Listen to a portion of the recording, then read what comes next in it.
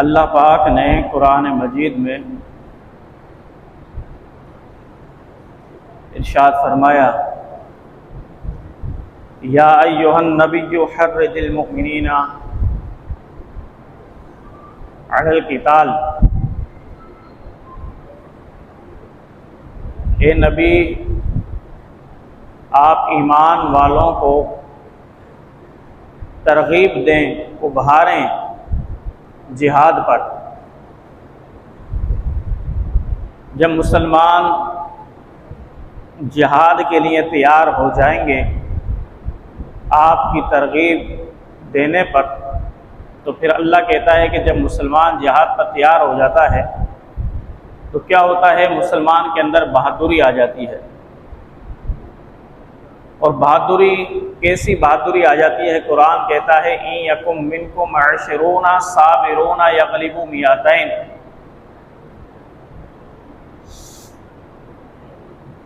कि एक मुसलमान 10 काफिरों पर भारी होता है। फरमाया अगर 20 मुसलमान हों तो वो 200 काफिरों पर भारी हैं। और फरमाया अगर 100 मुसलमान हों तो वो 1000 काफिरों पर भारी हैं।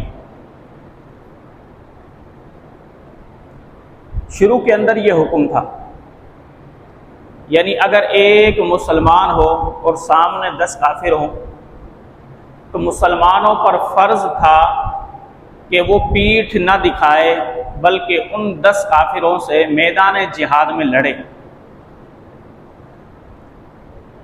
इसी तरीके से अगर 100 मुसलमान हैं और 1000 काफिर सामने मौजूद हैं तो उन मुसलमानों पर फर्ज था कि वो पीठ न दिखाएं, बल्कि सब्र करते हुए, इस्तिकामत का पहाड़ बनते हुए उन 1000 काफिरों से टकर जाएं और लड़ें। फिर आगे अल्लाह ने कहा कि अल आन खफ़फ़ल्लाहु अन्कुम व अलिम अन्ना फ़ीकुम ज़अफ़ा, कि जब मैंने तुम्हारी कमज़ोरी देखी, तुमने ये जाना कि भाई एक मुसलमान के सामने 10 काफिर। अल्लाह ने कहा कि जब मुसलमानों के अंदर ये कमज़ोरी देखी तो फिर अल्लाह ने कुछ तख़फ़ीफ़ की। फिर अल्लाह ने फरमाया 100 मुसलमान 200 काफिरों पर भारी। इसी तरह 1000 मुसलमान 2000 काफिरों पर भारी। अल्लाह ने हुक्म दिया कि अब एक मुसलमान के सामने अगर 2 काफिर आकर खड़े हो जाएं तो मुसलमान पर फर्ज है कि वो भागे नहीं, बल्कि उनसे लड़े। एक मुसलमान, उसके सामने 2 काफिर आ जाएं तो मुसलमान पर फर्ज है मैदान जिहाद में कि वो पीठ न दिखाए, बल्कि उन 2 काफिरों से लड़े। अब ये जो मुसलमान के अंदर जज्बा अल्लाह रब्बुल जलाल ने रखा, वो क्यों रखा? याद रखिएगा, काफिर और मुसलमान की जिंदगी में बहुत बड़ा फर्क है। काफिर यौम आखिरत को नहीं मानता, वो ये कहता है बस यही जिंदगी है, इसके बाद इंसान खत्म। बाज अगर काफिर अकीदा रखते भी हैं तनासुब का, तो वो ये कहते हैं कि इंसान अगर मर जाता है तो उसके बाद वो किसी भी शक्ल में उठाया जा सकता है, कुत्ते की शक्ल में, बिल्ली की शक्ल में, किसी की भी शक्ल में। बाज ये अकीदा रखते हैं कि नहीं, इंसान मर जाता है तो उसकी रूह जो है किसी दूसरे बच्चे के अंदर मुंतकिल हो जाती है। लेकिन हर काफिर का अकीदा यही है कि ये दुनिया ही सब कुछ है, आखिरत कुछ भी नहीं है, यौम क़यामत कुछ भी नहीं है। इसलिए ना वो अल्लाह पर यकीन रखता है, ना यौम आखिरत पर यकीन रखता है। अब जब मादी दुनिया ही उसके लिए सब कुछ है तो फिर वो क्या करता है, उसके अंदर बुज़दिली पैदा हो जाती है कि मैं अपनी ज़िंदगी तो बचाऊं, इस मादी दुनिया की रोशनियों से, इसके पैसे से, इन चीज़ों से फ़ायदा तो उठाऊं, अगर मर जाऊंगा तो ये सारी चीज़ें ज़ाया हो जाएंगी। तो काफिर अपनी ज़िंदगी को बचाने के लिए लड़ता है, और ईमान वाला अपनी जिंदगी को बचाने के लिए नहीं लड़ता, बल्कि अल्लाह के दीन को बचाने के लिए लड़ता है।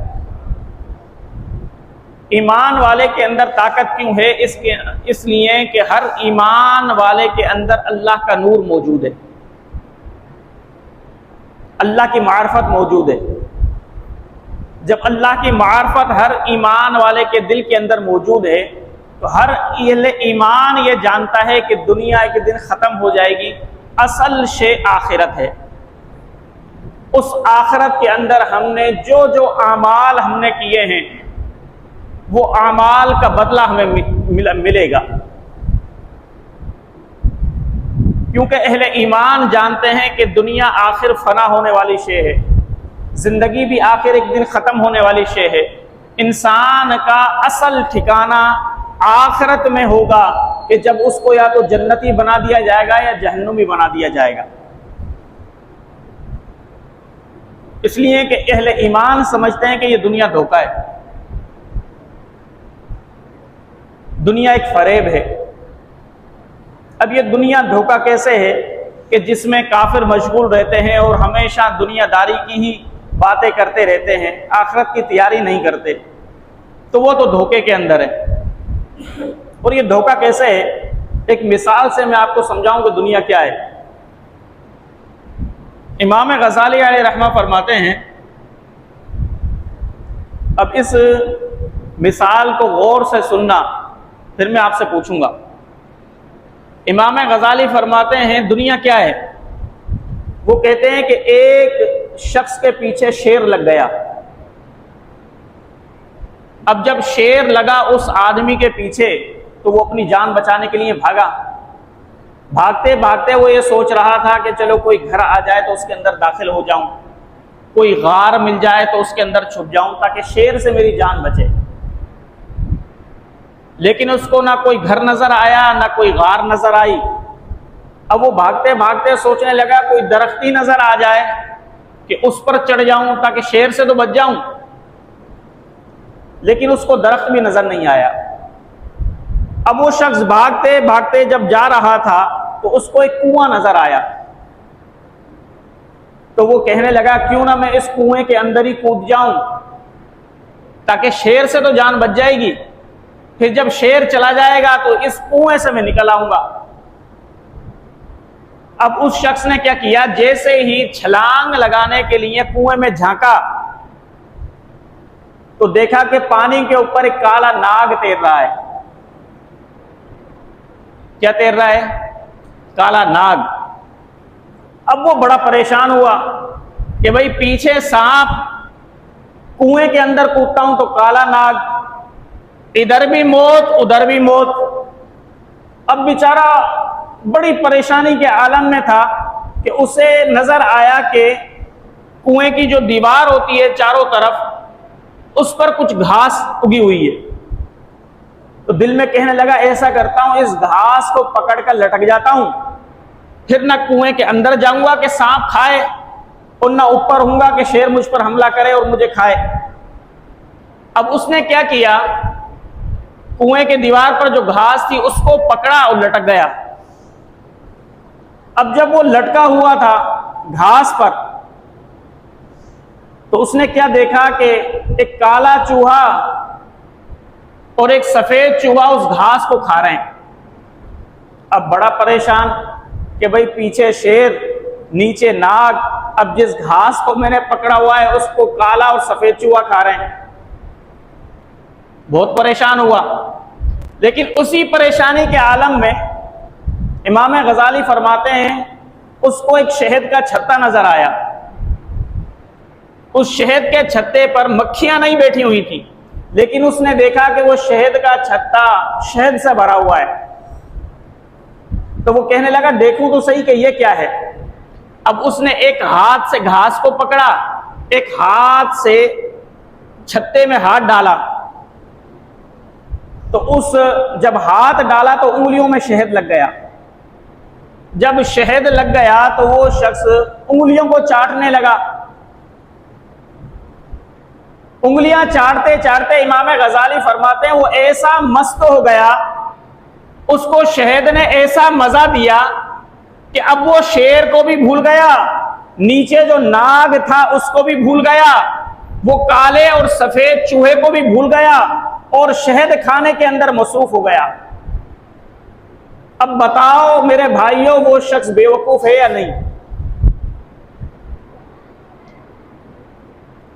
आप बताएं, बेवकूफ है या नहीं? शेर को भी भूल गया, नाग को भी भूल गया, सफेद और काले चूहे को भी भूल गया और शहद खाने में मसरूफ है। इमाम गजाली फरमाते हैं, ए इंसान, तू भी उसी इंसान की तरह है कि मलकुल मौत तेरे पीछे है, अजाब कब्र तेरा इंतजार कर रहा है। रात और दिन, काला चूहा और सफेद चूहा, रात और दिन, ये तुझे आहिस्ता आहिस्ता मौत के करीब कर रहे हैं। घास, ये तेरी जिंदगी है जिस पर तू लटका हुआ है कि जब वो चूहे उस घास को काट लेंगे तो तू नीचे गिरेगा। अब वो अजाब कब्र तेरा इंतजार कर रहा है और जिस शहद को तू खा रहा है ये तेरी दुनिया है। फरमाया इंसान उस शहद में, उस दुनिया में ऐसा मसरूफ हो गया कि ना उसे शेर याद रहा, ना अजाब याद रहा, ना जिंदगी याद रही। बस वो ये समझता रहा कि मैं हमेशा जिंदा रहूंगा। लेकिन एक वक्त वो आया कि जब चूहों ने घास को काटा तो काटते ही अब वो शख्स शहद खाने में ऐसा मसरूफ हो गया कि उसने ना अल्लाह को मनाया, ना उसके रसूल को राजी किया, शहद ही खाता रहा, दुनिया ही कमाता रहा। दुनिया कमाते कमाते वो कब्र में जा पहुंचा और उसकी जिंदगी जब कब्र में वो पहुंचा, उसकी आंखें खुली कि हाय अफसोस, मैं दुनिया के अंदर शहद ही खाता रहा, दुनिया ही कमाता रहा और इस कब्र के लिए कोई तैयारी ही ना की।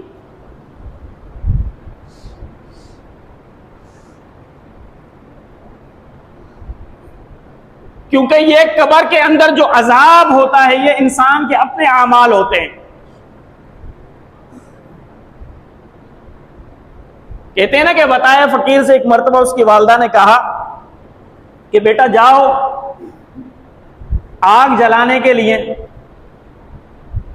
कोई कोयला वगैरह लेकर आओ या किसी पड़ोसी से आग मांग के लेकर आओ तो मैं लकड़ियां जलाऊं। तो वो गया, घूम फिर कर वापस आ गया। वालदा ने कहा कि बेटा बताओ, आग ले आए? कहने लगा अम्मा आग तो कहीं नहीं मिली। कहा कि क्यों? अब वो तो सूफी मनश आदमी था। कहने लगा अम्मा आग कहां से मिलती है? आग तो इंसान खुद लेकर जाता है, खुद ही लगाता है। तो दोज़ख के अंदर भी इंसान आग खुद ही लेकर जाता है, अपने आमाल की आग। इमाम गजाली इसलिए फरमाया करते थे, लोगों दुनिया के अंदर रहो लेकिन आखिरत की तैयारी करते रहो, क्योंकि अल्लाह रब्बुल जलाल उन्हीं लोगों को पसंद करता है कि जो दुनिया के अंदर रहते हैं लेकिन दुनिया फकत इतनी हासिल करते हैं कि जितना उनको हुक्म दिया गया है, लेकिन इतने दुनियादार नहीं बनते कि वो अल्लाह और उसके रसूल के नाफरमान बनकर रह जाएं। रिज़्क़ हलाल कमाना ये अल्लाह का हुक्म है। माँ की, बहन की, बीवी की, बेटी की, बेटे की खिदमत करना ये अल्लाह का हुक्म है, लेकिन इतना हुक्म नहीं कि आप उनकी खिदमत में अल्लाह के फराइज को भी भूल जाओ, अल्लाह के वाजिबात को भी भूल जाओ, अल्लाह के नाफरमान बन जाओ। इतना हुक्म तो अल्लाह ने नहीं दिया कि जितने इंसान मुशक्कत और मेहनत कर रहा है, कि उन बच्चों के चक्कर में आपने अल्लाह के फर्ज भी छोड़ दिए, अल्लाह के नाफरमान बन गए, अल्लाह के बागी भी बन गए।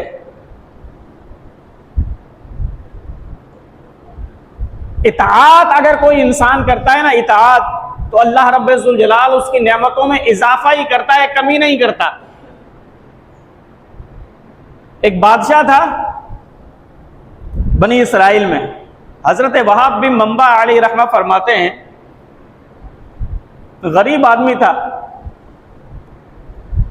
वो आहिस्ता आहिस्ता बादशाह के करीब हुआ, होते होते बादशाह की कोई औलाद थी नहीं, वो ज़ईन था, फकीर था, बादशाह बन बैठा। जब बादशाह की कुर्सी पर वो बैठा, तख्त पर बैठा, उसने नौकरों को हुक्म दिया, सिपाहियों को हुक्म दिया, रियाया को हुक्म दे रहा है, हर कोई उसके सामने हाथ बांध कर खड़ा हुआ है, हर नेमत उसको मुयस्सर आ रही है, उसके हुक्म की कोई खिलाफ वर्जी नहीं हो रही। उसको बादशाहत करने में बड़ा मजा आया।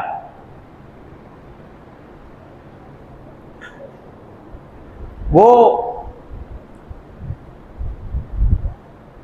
हुकूमत के जो अरकान होते हैं, वज़रा, मुशीर, वो जब बैठे हुए थे तो वो बादशाह कहने लगा, यार जितना मज़ा हुकूमत करने में मुझे आ रहा है, क्या मुझसे पहले जो बादशाह गुजरे उनको भी इतना ही मज़ा आया बादशाहत करने में, या ये मज़ा फ़कत मुझे ही आ रहा है?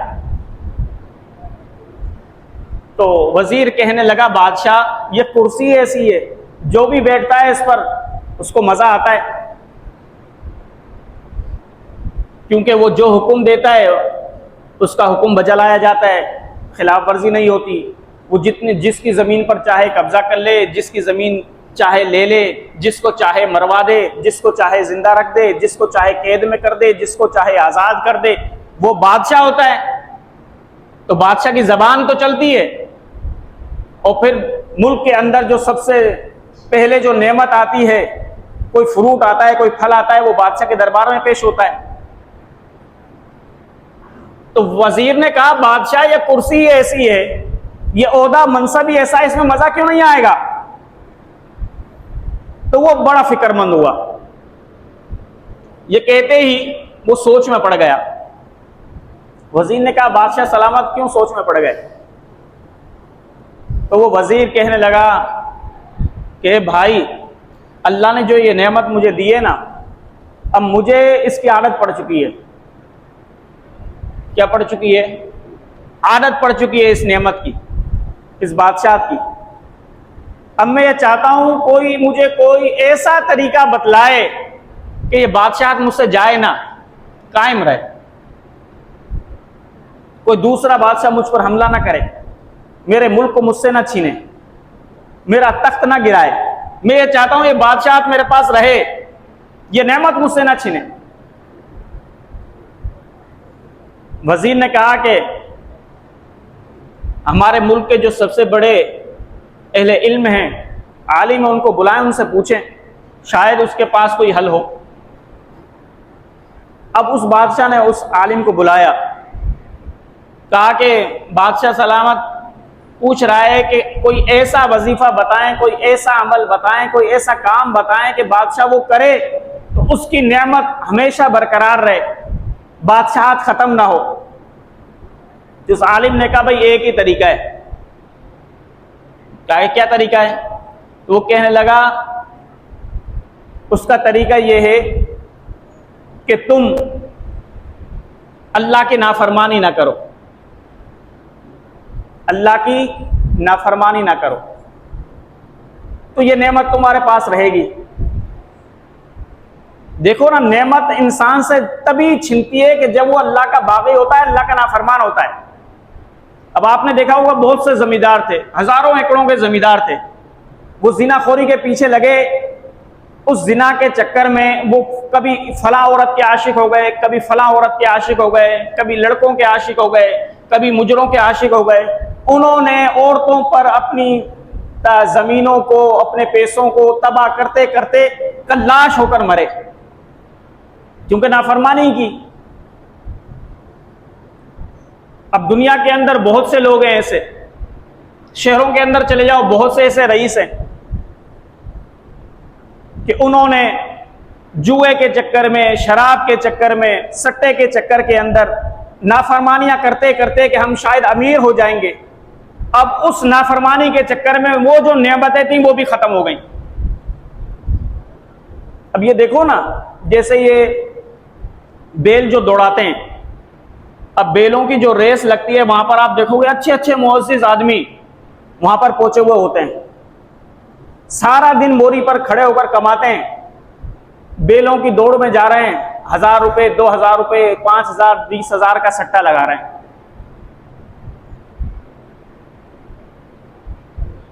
कोई मुर्गों की लड़ाई में जा रहा है, वहां पर जुआ लगा रहा है। कोई कुत्तों की लड़ाई में जा रहा है, वहां पर जुआ लगा रहा है। और जो कुत्ते लड़ाई में जुआ लगाने वाले, मुर्गों पर जुआ लगाने वाले, बेल जो भाग रहे हैं उन पर जुआ लगाने वाले, ऐसे लोगों को भी आपने सुधरते हुए देखा है? कभी नहीं सुधरेंगे। इसलिए कि अल्लाह की नाफरमानी में कोई शख्स भी नहीं सुधरता।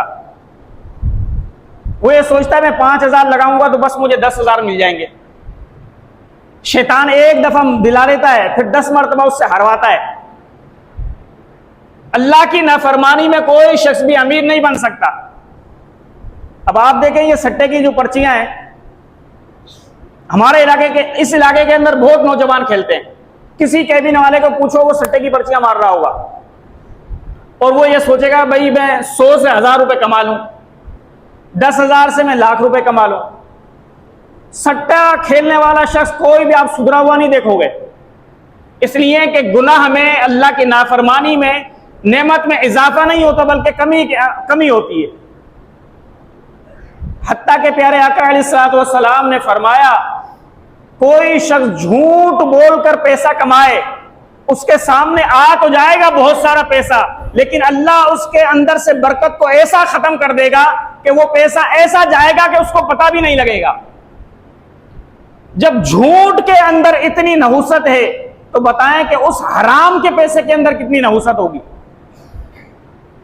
अब ये जो कबूतरों पे बाजी लगाते हैं, कुत्तों पर बाजी लगाते हैं, घोड़ों पर, गधों पर बाजी लगाते हैं कि भाई घोड़ा रेस हो रही है, वहां पर भी जा रहे हैं, भाई गधे भागेंगे, और गधे तो भाग रहे हैं लेकिन जो दूसरे गधे खड़े हुए हैं वो एक दूसरे को गधे बना रहे हैं। भाई 5,000 की मेरी बोली, 10,000 की मेरी बोली। तो अल्लाह की नाफरमानी में कभी भी सुख नहीं रह सकते। और फिर ऐसे बदबख्त होते हैं, खुद तो परेशान होते ही होते हैं, अपने घर वालों को भी परेशान करते हैं। भाई 1000 रुपए तुमने कमाए और जाकर तुमने घर वालों को तो कुछ ना दिलाया, और जाकर तुमने बेलों के रेस के अंदर लगा दिया, तो बदबख्त को बताओ अब घर वालों को क्या खिलाओगे? घर वालों को खिलाना फर्ज है ना। बीवी के, बच्चों के हुकूक पूरे करना फर्ज है। जब आप ये हुकूक पूरे नहीं कर सकते थे तो शादी करने की क्या जरूरत थी? किसी की बेटी को जलील करने की क्या जरूरत थी? अपनी औलाद को दुनिया में लाने की जरूरत क्या थी जब आप उनके हुकूक अदा नहीं कर सकते? और सोचते हो तो कि हराम कमाकर हम अमीर हो जाएंगे। अल्लाह की इज्जत की कसम, इस हराम की कमाई के अंदर कोई शख्स भी अमीर नहीं हो सकता। हराम की कमाई के अंदर अगर अमीर होना होता तो सारी दुनिया हो जाती। तो अल्लाह की नाफरमानी में मेरे भाइयों कभी भी नेमत में इजाफा नहीं होता बल्कि बेबरकती होती है। अब आप देखो ना, अपने मुआशरे के अंदर ही देखो, क्योंकि इस्लाह बगैर नाम के करनी चाहिए। जितने सट्टे खेलने वाले हैं, आपने उनके चेहरे पर कभी खुशी देखी है? वो बाबा जिसने कभी गुस्ल नहीं किया, साल साल हो गए, बदबू आ रही है उसके जिस्म से, 5-5 उसने अंगूठियां पहनी हुई हैं। हालांकि शरीयत में क्या है? शरीयत में सुन्नत है 1.25 माशे की चांदी, 1 अंगूठी बस। अब उस बाबा को यह पता नहीं है कि शरीयत में 1.25 माशा चांदी मर्द पहन सकता है, इसके अलावा कोई अंगूठी नहीं पहन सकता। अब वो बाबा 5-5 अंगूठियां पहनकर बैठा हुआ है, उसको बोल रहे हैं बाबा पर्ची का नाम बता, इस सट्टे में कौन सा नंबर लगेगा? अब वो बाबा ऐसा हरामखोर उसको नंबर भी दे रहा है। हालांकि कुरान कहता है कि आप नेकी पर तो मदद करो, गुनाह पर मदद करना हराम है। ये तो ऐसा ही हो गया कि आप किसी के घर पर चोरी करने के लिए जाए, उसके पड़ोस से पूछें, बताओ कि तुम्हारे घर के जो पड़ोसी है उसके अलमारी में कितनी रकम रखी हुई है। तो जिसने मुखबरी की वो कानूनन में मुजरिम है या नहीं? जब चोर पकड़ा जाएगा वो बताएगा भाई तुम्हें कैसे पता लगा इसकी अलमारी में इतने पैसा रखे थे। जब उसको पुलिस वाले मारेंगे वो बताएगा कि फला मुझे मुखबर ने बताया, तो वो भी मुजरिम है या नहीं? जब कानूनन मुजरिम है तो अल्लाह की नजर में भी मुजरिम होगा। अब वो बाबा बता रहा है, अब बाबा की यकीन पर जो है वो सारी तनख्वाह उस पर्चियों में उड़ा दी। अब बीवी अलहदा लड़ रही है, बेटी अलहदा बागी हो गई, बेटा अलहदा बागी हो गया, और वो सोचे कि मैं अल्लाह की नाफरमानी कर कर अमीर हो जाऊंगा, खुशहाल जिंदगी गुजार लूंगा। कभी भी नहीं गुजार सकता। ये कुत्ते लड़ाने वाले, मुर्गे लड़ाने वाले, कबूतरों की बाजियां लगाने वाले, ये बेल भगाने वाले, ये कभी भी खुशहाल जिंदगी नहीं गुजार सकते, बेसुकून ही रहेंगे ये। हाँ, खुशहाल जिंदगी गुजारने का एक ही तरीका है, वो तरीका है कि अल्लाह की फरमाबरदारी करो, अल्लाह की इताअत करो, अल्लाह ने जिन कामों से रोका है उनसे रुक जाओ। अल्लाह की नाफरमानी में कोई भलाई नहीं है। अब उस बादशाह को आलिम ने कहा कि आप चाहते हो कि ये नेमत, ये बादशाह तुम्हारी बरकरार रहे, तो अल्लाह की इताअत करो, नाफरमानी नहीं करना। उसने कहा फिर ऐसा करो, 5-6 आलिम मेरे दरबार के अंदर मुलाजिम रख दो, मैं जब भी कोई फैसला किया करूंगा वो आलिम मेरे फैसले को सुना करें, जब देखा करें कि मैंने गलत फैसला किया है तो अकेले में मुझे समझाएं, सबके सामने ना समझाएं, इसलिए कि मेरी बेइज्जती होगी। अकेले में मुझे बताया करें कि भाई ये फैसला सही है या गलत है। अगर गलत होगा तो वो मुझे समझाएंगे, मैं दुरुस्त कर लूंगा, और अगर सही फैसला करूंगा, बादशाह का उलमा कह देंगे भाई सही फैसला किया है, तो मैं अल्लाह का शुक्र अदा करूंगा। अब वो इंसाफ से हुकूमत करने लगा, अल्लाह की फरमाबरदारी करने लगा। जब अल्लाह की फरमाबरदार हो गया, इंसाफ से हुकूमत करने लगा, अवाम भी खुशहाल हो गई, बादशाह भी खुशहाल हो गया, अवाम भी उसको दुआएं देने लगी। अब बादशाह की हुकूमत जो है वो चलने लगी। हजरत वहाब भी मंबा कहते हैं कि 400 साल तक उसकी हुकूमत रही। क्यों रही? इसलिए कि वो अल्लाह की फरमाबरदारी में बादशाहत करता रहा, इसलिए अल्लाह ने नेमत बरकरार रखी। एक दिन वो बैठा हुआ था दरबार में, तो उसके पास शैतान आ गया इंसानी शक्ल में। तो बादशाह ने जब देखा कि भाई बगैर इजाजत के मेरे दरबार में एक आदमी खड़ा हुआ है, बादशाह ने कहा तुम कौन हो? वो कहने लगा भाई घबराओ नहीं, मैं इबलीस हूं, बता देता हूं मैं शैतान हूं। तो बादशाह कहने लगा भाई मेरे पास शैतान का क्या काम, मैं तो फरमाबरदार आदमी हूं अल्लाह का। वो शैतान कहने लगा बस एक सवाल पूछने आया हूं, उस सवाल का जवाब दो मैं चला जाऊंगा। अब शैतान तो आपको पता है सवाल भी ऐसा करता है कि अच्छे अच्छे अक्लमंदों के अकल जो है वो खराब हो जाती है, क्योंकि उसका काम ही बरगलाना है। तो वो कहने लगा तुम्हें कितने साल हो गए बादशाहत करते हुए? वो बादशाह कहने लगा भाई 400 साल हो गए मुझे। इब्लीस कहने लगा बड़ी हैरानगी की बात है, आज तक 400 साल तो बनी इसराइल में किसी ने बादशाहत नहीं की। 400 साल तक तो बादशाहत किसी ने नहीं की। लगता है तुम इंसान नहीं हो, अगर इंसान होते तो अब तक मर चुके होते। तुम कोई अल्लाह के खास ही बंदे हो, या तुम खुद ही अल्लाह हो, खुद ही खुदा हो, वरना अब तक होते तो मर चुके होते। तुम्हारे साथ के लोग थे वो भी मर गए, उनकी नस्लें भी मर गई, उनकी नस्लें भी मर गई। तुम्हारे अरीब करीब के जो मुल्कों के अंदर बादशाह थे वो भी मर गए, उनकी औलादें भी मर गई, उनकी औलादें भी मर गई, चौथी नस्ल चल रही है। लेकिन तुम नहीं मरते, न तुम्हारी बादशाहत खत्म होती है। लगता है तुम खुद ही खुदा हो, तुम्हें भी पता नहीं है। जब ये कहा, बादशाह के दिल के अंदर ये बात बैठ गई कि वाकई लोग तो 60 साल में, 70 साल में, 100 साल में, 150 साल में मर ही जाते हैं।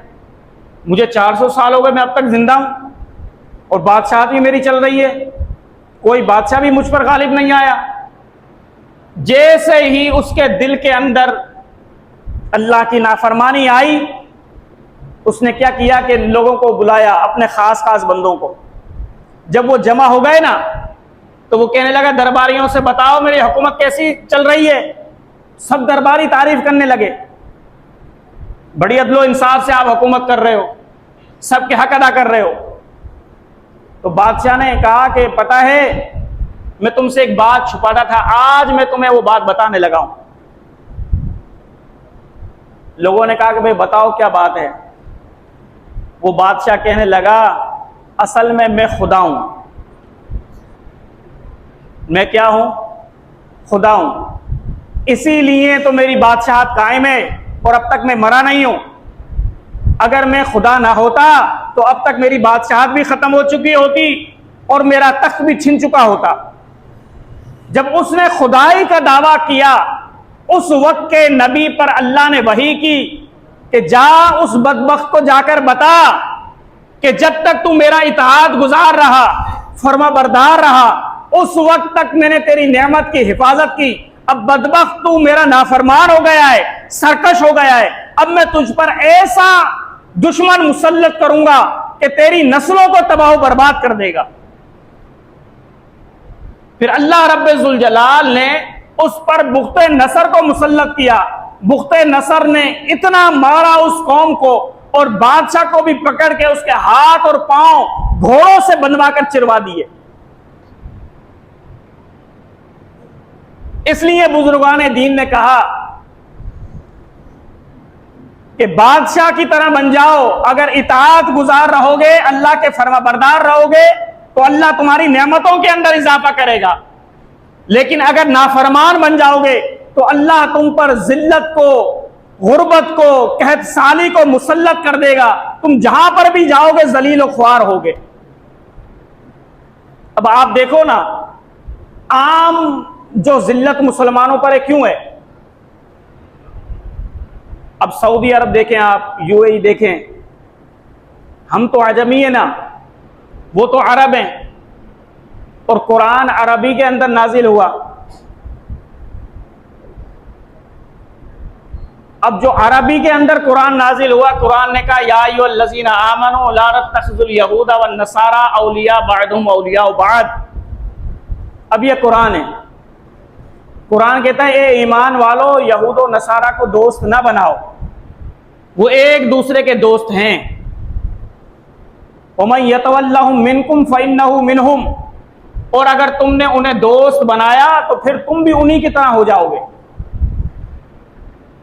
अब इन अरबों ने क्या किया? अब ट्रम्प को देखें, ऐसा लगता है कोई मुसलमानों का खलीफा है। वो मिलियन रुपीस के जो है तोहफे दे रहे हैं उसको, मिलियन के, और उसी ही के हाथों पर हजारों फलस्तीनियों का खून है। हजारों औरतें बेवाएं हो गई, हजारों माओं की गोदें उजड़ गई, हजारों बच्चे शहीद हो गए, हजारों बच्चे भूख से बिलखते हुए मर गए, हजारों बच्चे ऐसे थे कि जो अस्पताल के अंदर इलाज ना होने के सबब मर गए। वो बदबख्त ट्रंप जो है अगर रोके इसराइल को तो क्या इसराइल नहीं रुकेगा? लेकिन एक तरफ वो इसराइल को मदद दे रहा है कि मारो इनको, और हमारे अरब क्या कर रहे हैं? उस ट्रंप की इज्जत अफजाई कर रहे हैं, उसको मिलियन रुपीस के जो है तोहफे दे रहे हैं। जब इन्होंने ये किया, जब अरबों ने कुरान को छोड़ा, तो अब देखो कितनी जिल्लत और रुसवाई उन पर मुसल्लत कर दी गई है। कोई बेगरत से बेगरत आदमी भी अपनी औरत के बाल खुलवाकर गैर आदमी के सामने लहरवाएगा नहीं। यूएई में देखो आप, दुबई में क्या हुआ? शेख जायद जो है ट्रंप के साथ जा रहा है, लाइन में औरतें खड़ी हुई हैं, बालों को खोलकर जो है उसके सामने रक्स कर रही हैं। ये कयामत खेज मंजर नहीं है, ये मुसलमानों की गैरत का जनाजा नहीं निकल गया। फिर हम पर जिल्लत और रुसवाई क्यों ना मुसल्लत हो? हमारे दिलों के अंदर गैरों का रौब पैदा क्यों ना हो, जब हमारे हुक्मरान ही ये हरकतें कर रहे हैं?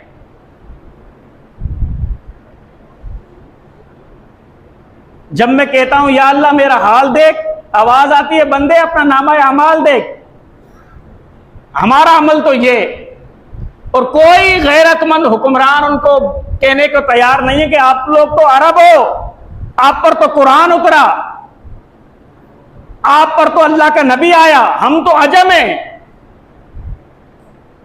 लेकिन हमारे अंदर इतनी गैरत है, तुम्हारे अंदर गैरत तो होनी चाहिए। लेकिन जब गैरत ही खत्म हो जाएगी तो फिर जाहिर सी बात है, ट्रम्प को भी हम खलीफा बना लेंगे, इस तमाम को जो है हम अपना बाप बना लेंगे। लेकिन इन आंखें बंद करने से याद रखना, मुसलमानों को इज्जत नहीं मिल सकती। मुसलमानों को इज्जत मिलने का एक ही मियार है, वो है कुरान। जब तक मुसलमान कुरान को नहीं थामेंगे, उनको इज्जत नहीं मिल सकती। गैरों के आप जूते पालिश कर लें, उनके जूते उठा लें, उनके सामने कपड़े उतार कर आप नाचने लग जाएं, लेकिन आप जलील तो हो सकते हैं, इज्जतदार नहीं हो सकते। हमारे नबी का तो यह उसवाए हसना था, अगर कोई काफिर की बेटी आ जाती, हुजूर उसके सर पर भी चादर डाल देते कि मेरे दरबार में नंगे सर ना हो। लेकिन अल अमान वल हफीज, उन अरब हुक्मरानों का पता नहीं ईमान से भी ताल्लुक है या नहीं, कि मुसलमानों की गैरत का जनाजा निकाल दिया, और वो भी धूमधाम से निकाला। अल्लाह रब्बुल जलाल उनको भी गैरत दीनी अता फरमाए, उनको भी कुरान पर अमल करना नसीब फरमाए, और हमें भी कुरान पर अमल करना नसीब फरमाए। अल्लाह तबारक व तआला हमारे दिलों के अंदर जो ईमान है, अल्लाह रब्बुल जलाल उस ईमान की शमा को जलाए रखे, और ता क़यामत हमारे ईमान को सही और सलामत फरमाए।